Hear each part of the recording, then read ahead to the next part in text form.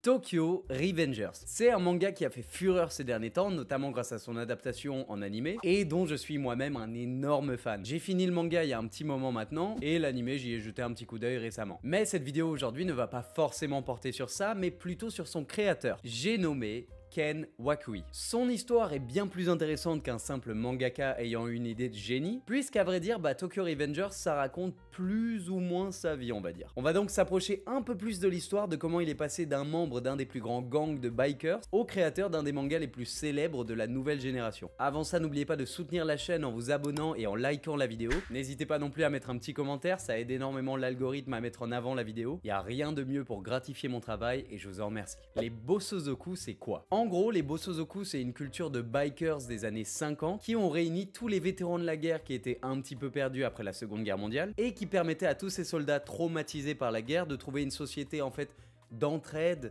d'amitié, de gentillesse. C'est complètement faux. Les Bosozoku, leur but principal en fait c'était de faire le tour de la ville en moto, de tabasser un maximum de gangs adverses et en gros de faire des guerres de territoire. Alors je suis pas un expert dans le sujet et il y a énormément de vidéos YouTube qui en parlent, mais si j'ai bien compris, leur but principal c'est pas vraiment de faire de l'argent, mais plutôt de casser des gueules. Ouais.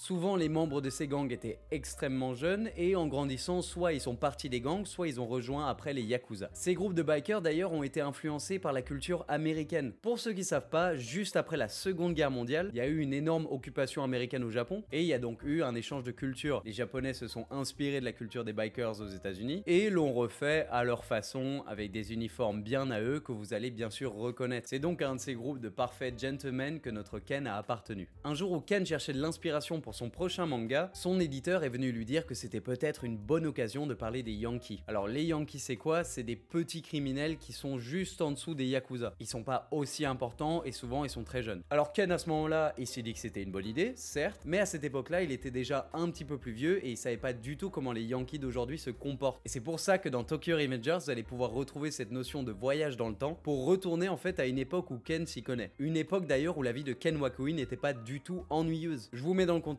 Ken Wakui, adolescent un petit peu rebelle, vient de se faire renvoyer de son travail qu'il avait sur le côté de l'école secondaire et trouve un autre travail dans le milieu de la nuit en tant que host dans un bar pour femmes. Les hosts, en gros, leur but principal, c'est de vous faire consommer un maximum d'alcool pendant la soirée et de vous faire vous sentir un maximum à l'aise. Y a rien de sexuel ou de choses un peu trop bizarres, en tout cas en général. Pour ceux qui ont vu Tokyo Revengers, ça vous rappelle certainement un personnage très aimé du public, évidemment Draken, ou Draken, je sais pas, tout le monde dit un truc différent. En effet, le personnage de Draken est totalement inspiré de l'auteur du manga. Déjà, ils ont le même prénom. Draken, en fait, son vrai prénom c'est Ken, c'est quand même un gros indice. Mais aussi de par le fait que Draken ait grandi dans le quartier rouge, entouré de femmes professionnel quoi. Ça explique aussi pourquoi il a rendu ce personnage le plus cool du manga. Littéralement, c'est le personnage que tout le monde adore. Pour ce qui est du gang auquel Ken aurait appartenu, on n'a pas vraiment de preuves. Donc ce que je vous dis, prenez-le avec des pincettes. D'après les théories, il aurait fait partie du gang des Black Emperor et apparaîtrait d'ailleurs sur cette photo juste au milieu. Ça expliquerait aussi énormément pourquoi l'uniforme du Toman ressemble énormément à celui des Black Emperor. À l'époque, ce gang-là, c'était un des plus grands de Tokyo. Ils étaient militants contre la guerre du Vietnam, donc